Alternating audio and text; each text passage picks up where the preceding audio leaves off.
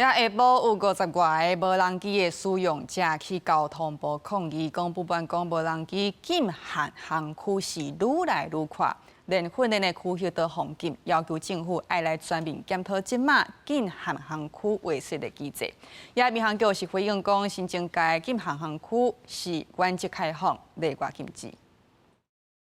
夜關處長的空氣機50外衛生者來到交通部頭前，這期2年來禁限行區一直擴大，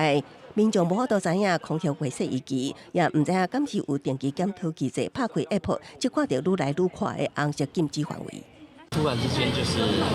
很多區域就是已經不能飛。華中橋飛場啊，還有新北的飛場，這都是一些飛友啊平常在練習用的場域，結果他這一次直接把它禁上去了。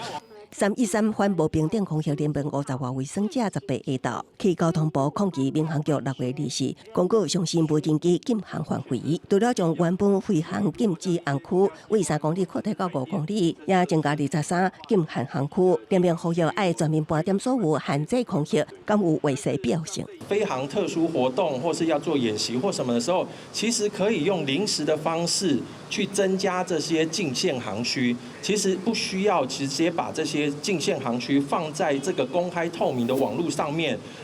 造成更多的國家資安這些關鍵基礎設施外洩的這些風險。至於6月24號新出來的這個圖資，那我們現在經過調整之後，那很快也就會在地方政府會做公告。那公告完了之後，原則上新擴張的這個圖資來講的話，採取的原則就跟往常不一樣，採取的是原則許可，例外禁止。民航局派員到現場收到訂正書，另外對生者提出開放列出進前30分鐘，列到了後30分鐘合法飛行建議，因為也涉及民用航空法修法。那未來各界有共識，也會依相關定書審慎評估。記者綜合報道。